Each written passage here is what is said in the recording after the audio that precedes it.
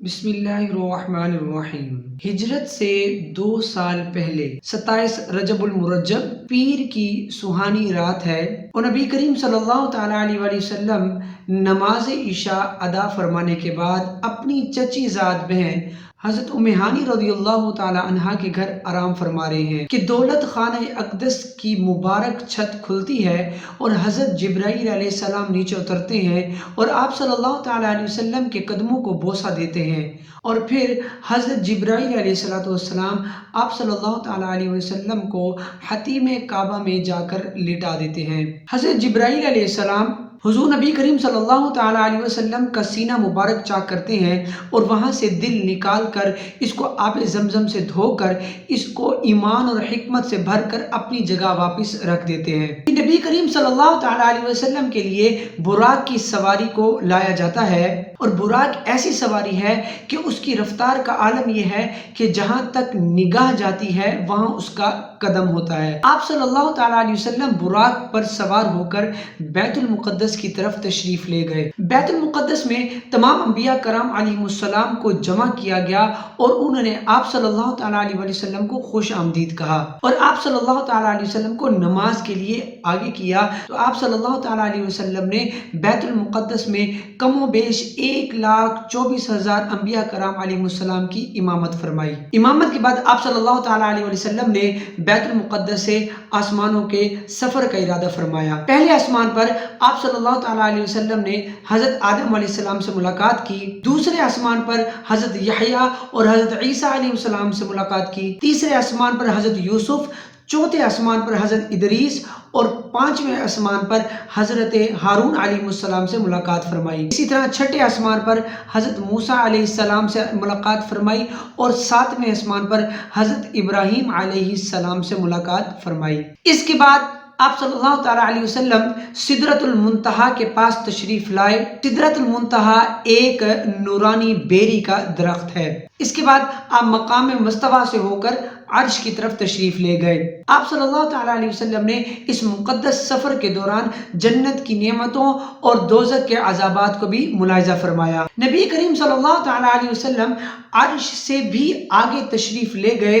یہ وہ مقام ہے کہ جہاں پر کب کہاں دائیں بائیں اوپر نیچے کوئی ڈائمنشن کوئی ڈائریکشن کچھ بھی نہیں ہے اور اس مقام کو لا مکان کہتے ہیں۔ پھر آپ صلی اللہ تعالی علیہ وسلم نے بیداری کی حالت میں اپنی سر کی آنکھوں سے اللہ تعالی کا دیدار کیا، جہاں نہ کوئی پردہ تھا، نہ کوئی حجاب، نہ زمانہ تھا، نہ کوئی مکان، نہ کوئی ڈائریکشن تھی، نہ کوئی ڈائمنشن، نہ کوئی انسان تھا، نہ کوئی فرشتہ، اور آپ صلی اللہ تعالی علیہ وسلم نے ڈائریکٹ اللہ تعالی سے کلام کا شرف بھی حاصل کیا۔ یہ تھا واقعہ معراج کا مختصر ترین احوال۔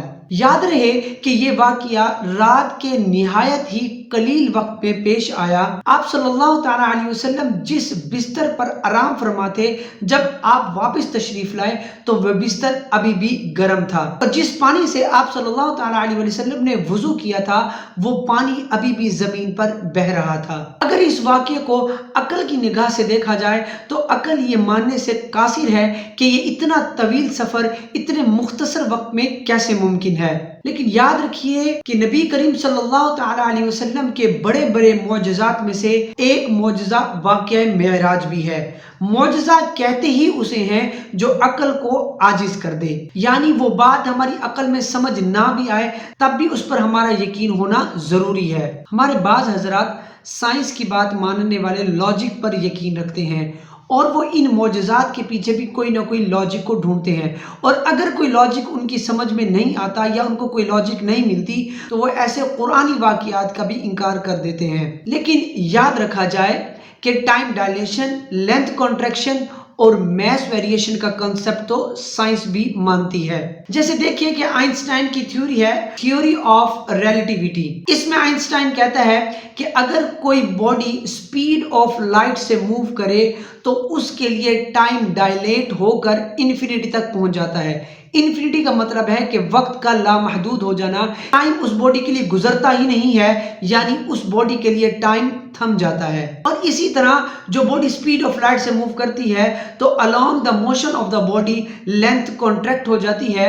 اور اگر ہم میس ویریشن کی بات کریں تو جو باڈی سپیڈ آف لائٹ سے موو کرتی ہے تو اس کا میس انرجی میں کنورٹ ہو جاتا ہے، یعنی اس کی مادیت ختم ہو کر نورانیت رہ جاتی ہے۔ اگر ہم واقعہ معراج کو دیکھیں تو سائنس کے تینوں یہ کانسیپٹ وہاں پر پائے جاتے ہیں۔ دیکھیے، سائنس کے نزدیک کائنات کی سب سے تیز ترین رفتار سپیڈ آف لائٹ ہے، جس کی ویلیو ہے 3 × 10⁸ میٹر پر سیکنڈ، جس کو سورج سے زمین پر آنے کے لیے 8 منٹ 20 سیکنڈز لگتے ہیں۔ یہ بھی کہا جاتا ہے کہ دنیا میں کوئی بھی چیز سپیڈ آف لائٹ سے موو نہیں کر سکتی۔ لیکن یاد رکھیے، نبی کریم صلی اللہ تعالی علیہ وسلم کو جس رفتار سے معراج شریف کرائی گئی تو اس کے نزدیک یہ سپیڈ آف لائٹ کچھ بھی نہیں ہے۔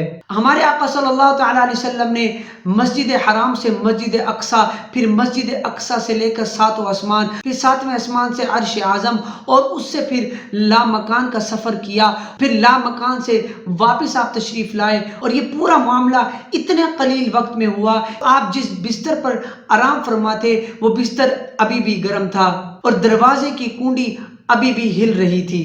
تو ماننا پڑے گا یہ صرف اور صرف اللہ تعالیٰ کی رحمت سے ہی ممکن ہے، اور یہ ہمارے نبی کریم صلی اللہ تعالی علیہ وسلم کی شان ہے کہ ان کو ایسا عظیم اور لاجواب معجزہ عطا کیا گیا۔ ہر چیز کو عقل پر تولنے والوں کے لیے کسی شاعر نے کیا خوب کہا ہے کہ عقل کو تنقید سے فرصت نہیں، عشق پر اعمال کی بنیاد رکھ۔ اللہ تعالیٰ ہمیں عقل سلیم عطا فرمائے اور ہمیں عشق کی دولت سے مالا مال فرمائے۔ آمین۔ جزاک اللہ۔